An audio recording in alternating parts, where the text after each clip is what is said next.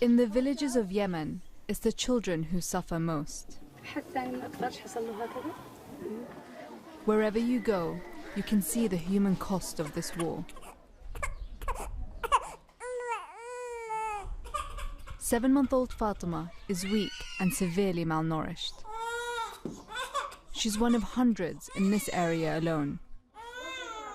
Her mother, Sarah, tells me she won't stop crying. It breaks my heart, she says. The only thing Sarah can offer her child is water. She's so malnourished herself that she's unable to breastfeed. Dr. Ashwag Muharram took me from village to village. Each time we saw the same thing. Yemen has always been desperately poor, but the war has made things worse. With frequent airstrikes, it's too dangerous for people to leave this area. They rely upon people like Ashwag and the little aid she can deliver. Today she's here to visit another child who's suffering from severe acute malnutrition. Abdurrahman is 18 months old, but weighs as much as a 6-month-old baby. Born 1 month after the start of the war, he has been malnourished all his life, so he can't even walk or talk. Lactose intolerant, Abdurrahman can't digest normal milk. Before the war, the milk he needs was widely available, but his condition now is life-threatening. It's not just the villages that are struggling.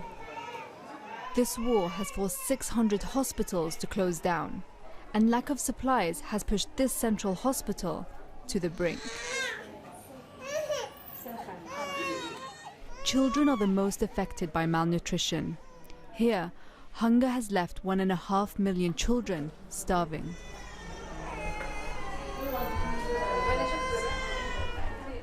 This is 4-year-old Shuaib. His grandfather brought him here with fever and diarrhea. Malnutrition has meant his immune system isn't able to fight a simple infection. And severe shortage of medicine means the antibiotic he needs isn't available either. The antibiotics we have will not treat the type of bacteria that he is suffering from. All we can do is provide health care with the supplies that we have. The hospital is overwhelmed with children, but in some cases, malnutrition has turned into outright starvation. Salim is 8 years old. Once able to play and talk to his brothers and sisters, his mother says, although he's alive, it's as if he's no longer here.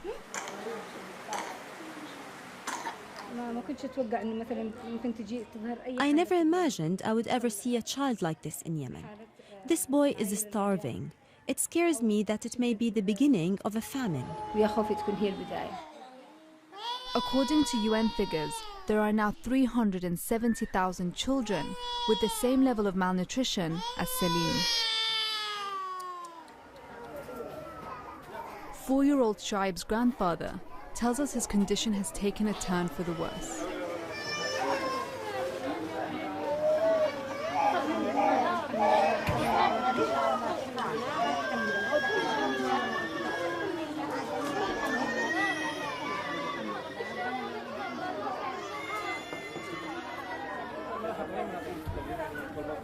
He just had fever and diarrhea, and because they didn't have his medicine, he passed away.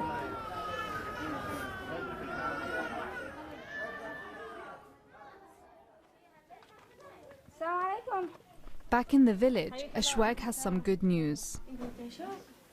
After 6 days of phone calls and negotiations, Ashwag managed to import his life-saving milk. You've made me so happy and filled our home with happiness. I hope I can do the same for you. Poverty has always affected Yemen, but now there's a risk of losing an entire generation. Nawal al-Magafi, BBC News, Hudaydah, Yemen.